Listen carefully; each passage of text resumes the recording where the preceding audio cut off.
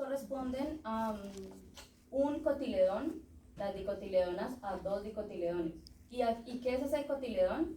Es la primera hoja o el primer brote que tiene una semilla, ¿ya? ¿Han visto alguna vez que nazca un frijol o, no, un frijol, ¿cómo ustedes le dicen? Poroto o cualquier planta, un tomate, un cilantro? Normalmente salen 2 hojitas, ¿cierto? Salen como un brotecito que sale así 2 hojitas. Esos serían dicotiledones. Ahora, ¿han visto un lirio o una cebolla, un ajo? ¿Cómo sale? Que sale solo una hojita. Ese sería un monocotiledón, una sola hoja, la cual sale de la semilla, ¿ya? Y también es una clasificación de las angiospermas. Así que cuando siembran algo en su casa, esperen, o en una macetera o en cualquier parte, esperen a que nazca para ver si son monocotiledonas o dicotiledonas. Es súper fácil de verlo, ¿ya? Bueno, esto es el sistema de clasificación de Engler, hasta aquí termina, pero sí vamos a tener en cuenta todo lo que son monocotiledones, dicotiledones en las próximas clases, angiospermas y gimnospermas, ¿ya? Ahora, esta es una tabla que nos permite saber cuáles son como esas terminologías para la clasificación, ¿ya? Ahora, esto ustedes no se lo tienen que aprender, simplemente es como una guía para que vean cómo se hace, cómo lo han hecho todos los autores botánicos y otros estudiosos de esta área para poder clasificar cada una de las especies. Entonces, según el reino, hay diferentes terminologías que se utilizan y también según la clasificación jerárquica, ya sea división, filo, orden, tribu. Bueno, no vimos tribu y subtribu, son otras clasificaciones jerárquicas, pero no son tan importantes, no son, sí, como en general no son tan importantes. A veces suelen ser importantes, pero cuando se trata de un tema muy específico. Por ejemplo, las amarilidáceas, ¿saben cuál es? ¿Conocen la ñañuca chilena? ¿No? O los lirios, hay unas plantas que son como unos lirios que tienen una florecita como en una campana, ¿no? Bueno, hay una familia de plantas que se llama la familia de las amarilidáceas, para darles un ejemplo de la tribu. Y la familia de las amarilidáceas tiene muchas tribus dentro de ella. ¿Por qué les digo que es importante? Es importante porque dentro de esas tribus hay una tribu específica que produce un alcaloide exclusivo de esa familia, que son alcaloides isoquinolínicos. En este caso, la tribu sí sería importante, ¿ya? Pero para la clasificación general no es tan importante, ¿ya? Es como un carácter más específico dentro de una familia. Ahora, vamos a ver las reglas del sistema de clasificación binomial. La primera regla, el género y la especie se escriben en cursiva. Siempre, siempre, siempre, siempre, si ustedes van a hacer una tesis en productos naturales o con bacterias o con cualquier cosa que incluya algo vivo, necesitan tener claro que el género y la especie siempre se escriben en cursiva. También se les pone una rayita. Si no está en cursiva se les puede poner una rayita abajo, pero lo más común es utilizar el género y la especie en cursiva, ¿ya? Es un error grandísimo no poner las especies en cursiva. Segundo, el género va con la primera letra en mayúscula, la especie va toda en minúscula. Entonces, para esa especie que es un eucalipto, tenemos el género que sería el género Eucalyptus y la especie que sería Pauciflora. Ese es el botánico que la descubrió o la clasificación, la primera letra, o también hay algunos botánicos que no solo ponen la primera letra, sino una abreviación de su apellido, ¿ya? O de su nombre. Entonces, esta es la forma para nombrar una especie y a esto se refiere el sistema de clasificación binomial. No incluye todo el reino, el filo, la clase, la división, no. Solo incluye el género y la especie, por eso es binomial, ¿ya? Cuando no se conoce el nombre de la especie, se escribe el género seguido de SP. Entonces, Por ejemplo, si se tiene un género de eucaliptus, porque tiene todas las características para pertenecer a eucaliptus, pero no se sabe cuál es la especie en concreto, se escribiría Eucalyptus sp, ¿ya? Y ahí se deja. Cuando ustedes vean que dice tal planta XSP, es porque no está determinada la especie, ¿vale? Sino solo el género.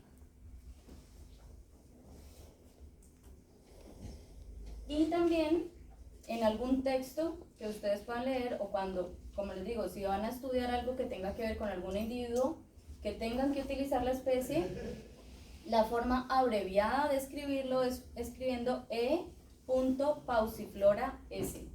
Si lo escribieran varias veces, entonces, por ejemplo, en la introducción, ustedes podrían escribir el nombre de su especie completo, Eucalyptus pauciflora, y después en el desarrollo de la tesis escribirían E.Pauciflora, ¿ya? Todo en cursiva y la primera en mayúscula. Ahora, también existe un sistema de clasificación trinomial. Esto es cuando ocurren algunas variaciones, es decir, cuando ocurre que hay una subespecie de la especie que nosotros estamos trabajando, o también cuando hay una variable, una variación, una variable, una variedad, perdón, de esa especie, ¿ya? Variable no ni variación, sino variedad. Entonces, por ejemplo, ¿cómo se utilizaría ahí el sistema trinomial? Tenemos el nombre en el sistema binomial, que es el que vimos hace un momento, y sería más la categoría menor más el nombre en minúscula procedida de subespecie o par según corresponda. Entonces, por ejemplo, cuando se trata de maíz, tenemos dos subespecies. En este caso sería Sea maíz L. subes parviglumis, ¿ya? Y la otra sería Sea maíz L. subespes maíz, ¿ya? Estas dos, este es un ancestro de este, pero no son lo mismo. Entonces, aunque son prácticamente la misma especie, no son lo mismo, son subespecies, ¿ya? Por lo tanto, requiere este subespecies. Ahora, hablamos también de variedad. Cuando hablamos de variedad, es que no tiene no tiene diferencias tan marcadas como para ser una subespecie, ¿ya? En ese caso, el ejemplo es, por ejemplo, con cannabis. Cannabis sativa, variedad índica, tiene unos usos. Y también tenemos cannabis sativa, que es la misma especie, pero la variedad es textil, ¿ya? Entonces, este sería el sistema de clasificación trinomial. Y así hay muchas especies que tienen, por ejemplo, sobre todo variedades. Entonces, por ejemplo, puede haber un maíz que en vez de ser amarillo es morado, aunque pueda ser la misma especie, puede cambiar su color y por lo tanto sus usos, y por lo tanto tiene que ser nombrado de forma diferente.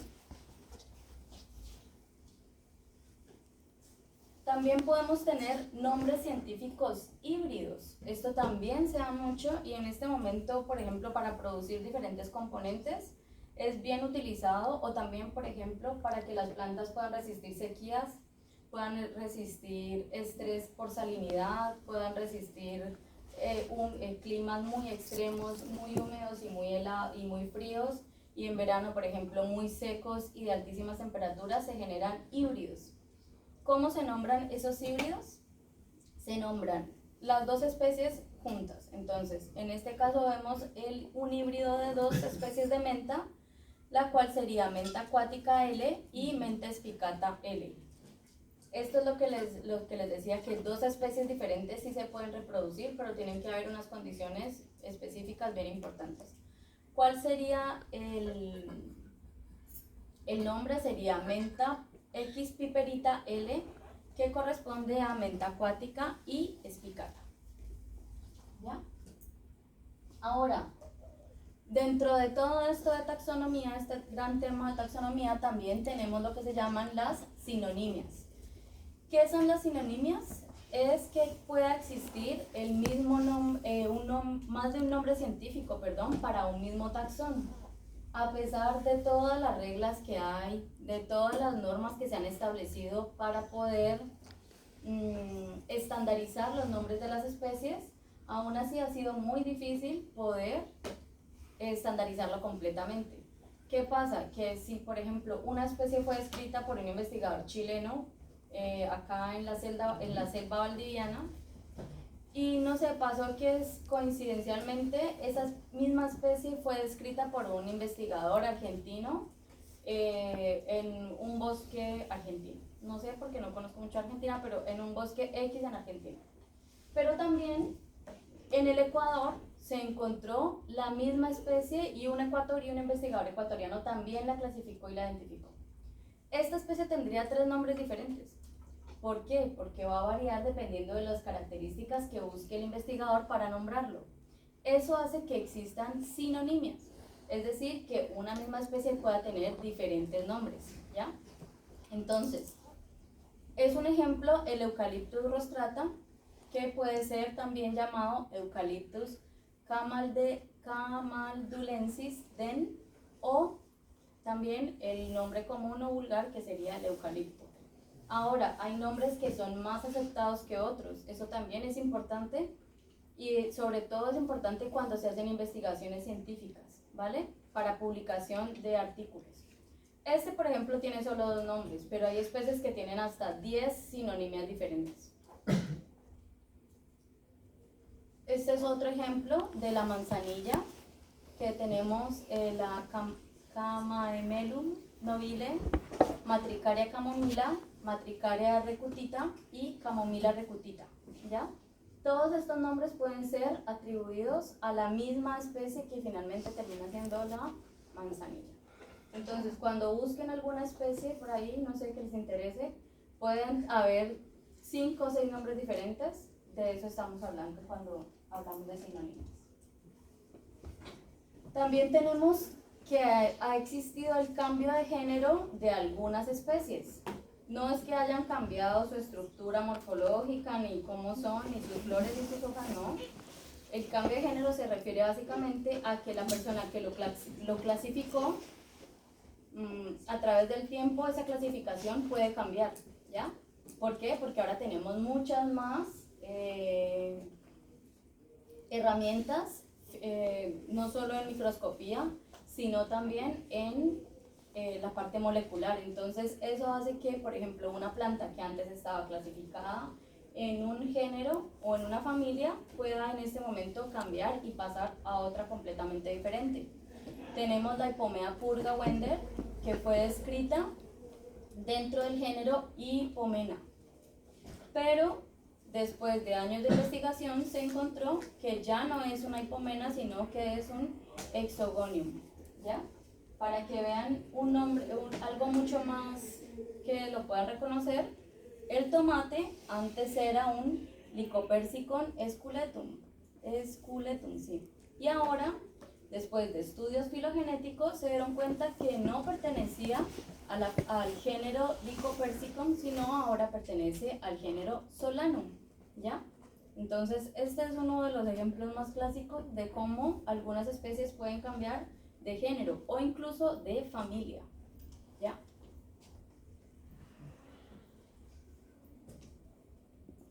También pueden cambiar no solo los géneros, sino en general el nombre de una familia. Una que, por ejemplo, antes existía, que es la Compositae, dejó de existir. Ya no se llama Compositae, se llama ahora Asteraceae. Y así con las demás, dentro de las cuales están algunas flores, leguminosas, gramíneas, como las que vemos aquí. Y bueno, esto es como a modo de información para que ustedes sepan que existe. También dentro de toda la taxonomía existe algo que se llama la quimiotaxonomía, como su nombre lo dice, bueno, o quimiosistemática. Es también el intento de clasificar algunas especies por los compuestos químicos que producen, ¿ya? No solo especies de plantas, sino también diferentes organismos. En ese caso tenemos a la familia de las papaveráceas, las cuales producen característicamente alcaloides tipo morfina y codeína. Entonces, para que una planta pueda ser papaverácea, no solo tiene que tener sus características morfológicas y genéticas, sino también, cuando estamos hablando de taxonomía, tenemos que estas plantas además deben de producir alcaloides tipo morfina o codeína, ¿ya? Esa sería también, o sea, agregar otra característica más a todas las que ya vimos. Y así hay varias familias, por ejemplo, hay diferentes tipos de orégano, que unos producen más timol, otros producen más carbacrol, entonces dependiendo de su composición va a ser una variedad diferente o una especie diferente. Finalmente tenemos la parte de clasificación de origen. Cuando clasificamos las especies según su origen tenemos tres tipos de especies: autóctonas o nativas, endémicas y también las introducidas. Cuando hablamos de especies nativas, hablamos de especies que se encuentran naturalmente en un área geográfica específica, donde evolucionó, se distribuyó, se adaptó sin intervención humana. Eso es importante, sin la intervención del ser humano, son parte del ecosistema local y están adaptadas a las condiciones ambientales de ese lugar. Un ejemplo es el calafate, ¿cierto? El cual es una planta típica del sur de Chile, pero si nosotros pasamos a Argentina, nos damos cuenta que también es una especie de la Patagonia argentina, también está allá, se encuentra bien distribuida. Entonces, en este caso, el calafate es una especie nativa, ¿de dónde? No de Chile ni de Argentina, sino de la Patagonia, ¿vale? Porque los seres humanos somos muy buenos poniendo límites y fronteras, pero para las especies no existen ni los límites, las fronteras, ellos simplemente tienen rangos de distribución. Como el calafate pertenece a toda esta zona de la Patagonia, que también está constituida por 2 países, a esto lo llamamos una especie nativa. Bueno, y sinonimias, esas son 3 de las que encontré, porque tiene como 15 sinonimias el calafate. Puede ser llamado de como entre 10 y 15 formas diferentes. Cuando hablamos ahora de las especies endémicas, es aquella que se encuentra exclusivamente en una sola región del mundo, en ninguna otra parte, ¿ya? En una región geográfica específica, ya sea un país, una isla, una montaña o cualquier otra área limitada, y no se encuentra de forma natural en ningún otro lugar del mundo. Estas especies entonces son muy susceptibles a los cambios ambientales, a los cambios climáticos, a los cambios de suelo, a todo tipo de cambio. ¿Por qué? Porque todos sus mecanismos de crecimiento, evolución, regulación están enfocados en un área geográfica exclusiva. Eso pasa, por ejemplo, con especies de la selva valdiviana. Esta parte de Chile es un hotspot de conservación. Hotspot se refiere a que es un lugar muy pequeño con muchísima cantidad de especies endémicas que solo existen en esa región del mundo, ¿ya? Eso no solo pasa en Chile, también pasa en zonas tropicales, bueno, en todo el mundo tiene diferentes especies que son endémicas. Y bueno, en este caso tenemos, por ejemplo, el ciprés de la cordillera, el cual está básicamente en una zona de Chile, cerca a la cordillera de los Andes al sur. Y también tenemos el maqui, Aristotela chilensis, es una especie exclusiva de Chile, no la tiene ningún otro país del mundo, ¿vale? A eso se refiere una especie endémica. Y finalmente las especies introducidas, que son especies foráneas o exóticas, no nativas ni endémicas del lugar donde se encuentran. Por lo tanto es introducida. Han sido transportadas más allá de las fronteras biogeográficas por acción humana, claramente, y se logran adaptar al nuevo ecosistema sin tener un control biológico. Aquí es donde viene el problema. Cuando una especie, por ejemplo, si yo les pongo del ejemplo la especie de pino, sabemos que hay varios problemas relacionados al pino, ¿cierto? Algunos incendios, porque las semillas que tienen, los conos que producen, la madera es alta en resina, y esto hace que, si hay, por ejemplo, en los fuertes veranos que tiene Chile, alguna chispa, cualquier cosa, puede hacer que haya rápidos incendios y que no haya nadie que los controle. ¿Por qué pasa eso? Porque el pino es una especie introducida, ¿ya? Cambia completamente el ecosistema, cambia completamente los microorganismos del suelo, cambia completamente la interacción que tienen todas las plantas en ese ecosistema. Chicas, si ustedes dos quieren salir a hablar, no hay ningún problema, se pueden salir. Entonces, otro ejemplo es el pinos con torta en la estepa patagónica. ¿Han ido a la Patagonia? ¿Alguna persona ha podido ir a la Patagonia? Bueno, en la Patagonia no hay árboles, no hay casi árboles. Solo están unas especies exclusivas de la Patagonia que son muy bajitas, son así como pastos, parecen muchos pastos. Este tipo de pastos exclusivos de la Patagonia están acostumbrados a que haya mucho frío, vientos muy fuertes, ¿cierto? Condiciones de sequía extrema, pero a pesar de todas las condiciones tan extremas, ellos no se afectan porque ahí fue el ambiente donde aprendieron, o sea, donde evolucionaron, donde crecieron y tienen todos los mecanismos para poder sobrevivir en este ambiente. ¿Qué pasa?